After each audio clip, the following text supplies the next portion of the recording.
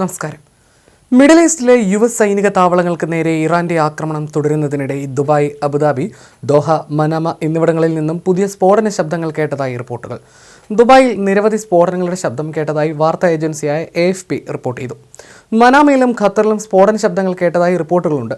Iranian ആക്രമണം നടന്ന ഒരു ഹോട്ടലിൽ സൈറണുകൾ മുഴങ്ങിയതായും റിപ്പോർട്ടുകൾ വ്യക്തമാക്കുന്നു. ഇറാന്റെ ആണവ പദ്ധതിക്കെതിരെ അമേരിക്കയും ഇസ്രയേലും സംയുക്ത ആക്രമണം ആരംഭിച്ചതിനു ശേഷം രണ്ടാം ദിവസവും സ്ഫോടനങ്ങൾ തുടരുകയാണ്. അതിനിടെ ഇറാന്റെ ഡ്രോണുകൾ ബുർജ് ഖലീഫയ്ക്ക് സമീപം എത്തിയെങ്കിലും പ്രതിരോധ സംവിധാനങ്ങൾ ഉപയോഗിച്ച് അത് തകർത്തു. ലോകത്തിലെ ഏറ്റവും തന്നെ ഉയരമേറിയ കെട്ടിടമായ ബുർജ് ഖലീഫയെ സുരക്ഷാ കാരണങ്ങൾ മുൻനിർത്തിയാണ് ഒഴിപ്പിച്ചതെന്ന് രാജ്യാന്തര മാധ്യമങ്ങൾ റിപ്പോർട്ട് ചെയ്യുന്നുണ്ട്.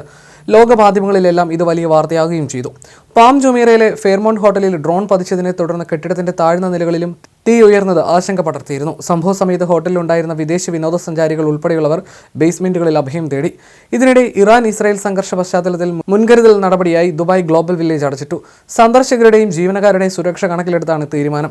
തുറക്കുന്ന സമയം പിന്നീട് അറിയിക്കും. ഗ്ലോബൽ വില്ലേജ് വീണ്ടും തുറക്കുന്നതിനെക്കുറിച്ചുള്ള വിവരങ്ങൾ ഔദ്യോഗിക ചാനലുകൾ വഴി ഉടൻ അറിയിക്കുമെന്ന് അധികൃതർ വ്യക്തമാക്കി. സംഘർഷാവസ്ഥ കണക്കിലെടുത്ത് സുരക്ഷാ മുൻകരുതലുകൾ കർശനമായി പാലിക്കണമെന്നും നിർദ്ദേശമുണ്ട്. ഔദ്യോഗിക സ്രോതസ്സുകളിൽ നിന്നുള്ള വിവരങ്ങൾ മാത്രം വിശ്വസിക്കണമെന്നാണ് അധികൃതർ അഭ്യർത്ഥിച്ചിരിക്കുന്നത്.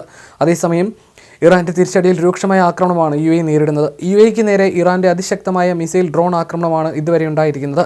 165 ബാലിസ്റ്റിക് മിസൈലുകളും 2 ക്രൂസ് മിസൈലുകളും 541 ഡ്രോണുകളുമാണ് ഇതിനകം UAE ലക്ഷ്യമാക്കിയെത്തിയത്. ഇതിൽ ഭൂരിഭാഗവും പ്രതിരോധ സംവിധാനങ്ങൾ തകർത്തുവെങ്കിലും മിസൈൽ അവശിഷ്ടങ്ങൾ ജനവാസ മേഖലകളിൽ പതിച്ച് 3 പേർ കൊല്ലപ്പെട്ടു. പാകിസ്ഥാൻ, നേപ്പാൾ, ബംഗ്ലാദേശ് സ്വദേശികളാണ് മരിച്ചതെന്നാണ് ഔദ്യോഗിക വിവരം. ആക്രമണങ്ങളിൽ 58 പേർക്ക് പരിക്കേറ്റു. ഇതിൽ ഇന്ത്യക്കാരും ഉൾപ്പെടുന്നുവെന്ന് UAE അധികൃതർ വ്യക്തമാക്കി. UAE പ്രതിരോധ മന്ത്രാലയത്തിന്റെ കണക്കനുസരിച്ച് 152 ബാലിസ്റ്റിക് മിസൈലുകളും 506 ഡ്രോണുകളും ആകാശത്ത് വെച്ച് തന്നെ നശിപ്പിച്ചു. 21 ഡ്രോണുകൾ ജനവാസ കേന്ദ്രങ്ങളിൽ പതിച്ചതാണ് നാശനഷ്ടങ്ങൾക്കും മരണത്തിനും കാരണമായത്. മേഖലയിൽ സംഘർഷം തുടരുന്ന സാഹചര്യത്തിൽ UAE അതീവ ജാഗ്രതയിലാണ്. ഒമാൻ വിദേശകാര്യ മന്ത്രാലയത്തിന്റെ പ്രസ്താവന പ്രകാരം സംഘർഷം ലഘൂകരിക്കുന്നതിനുള്ള ഏത് ഗൗരവകരമായ ശ്രമങ്ങളെയും ഇറാൻ സ്വാഗതം ചെയ്യുന്നതായി ഇറാനിയൻ വിദേശകാര്യമന്ത്രി അബ്ബാസ് അരാക്ചി ഒമാൻ വിദേശകാര്യമന്ത്രി ബദർ ബിൻ ഹമദ് ബിൻ ബുസൈദിയെ അറിയിച്ചു.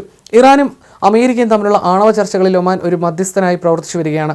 ഇതിന്റെ ഭാഗമായി അൽ ബുസൈദി കഴിഞ്ഞ വെള്ളിയാഴ്ച വാഷിംഗ്ടണിൽ വെച്ച് US വൈസ് പ്രസിഡന്റ് JD വാൻസുമായി കൂടിക്കാഴ്ച നടത്തിയിരുന്നു. അമേരിക്കയും ഇസ്രായേലും സംയുക്തമായി നടത്തിയ ആക്രമണങ്ങൾ മേഖലയിൽ സംഘർഷം വർദ്ധിപ്പിക്കുന്നതിനും പരിഭ്രാന്തി പടർന്നതിനും കാരണമായെന്ന് അരാക്ചി പറഞ്ഞതായും ഒമാൻ വിദേശകാര്യ മന്ത്രാലയത്തിന്റെ പ്രസ്താവനയിൽ വ്യക്തമാക്കുന്നു.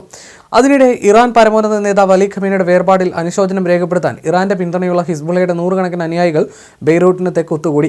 അവർ ഖമീനിക്കും ഇറാനും ആദരവ് അർപ്പിച്ചുകൊണ്ട് ഗാനങ്ങൾ ആലപിക്കുകയും മുദ്രാവാക്യങ്ങൾ വിളിക്കുകയും ചെയ്തു. ഇറാന്റെ ഹിസ്ബുള്ളയുടെയും പതാകകൾ വീശിയ അവർ ചിലർ നെഞ്ചതടിച്ച് വിലാപം അറിയിക്കുകയും ചെയ്തു. മേഖലയിലെ ഇറാന്റെ ഏറ്റവും ശക്തമായ പ്രോക്സി ഗ്രൂപ്പാണ് ഹിസ്ബുള്ള. എങ്കിലും 2024 ഇസ്രയേലുമായിട്ടുള്ള മാസങ്ങൾ നീണ്ട യുദ്ധത്തിൽ അവർക്ക് കനത്ത നാശനഷ്ടങ്ങൾ സംഭവിച്ചിരുന്നു.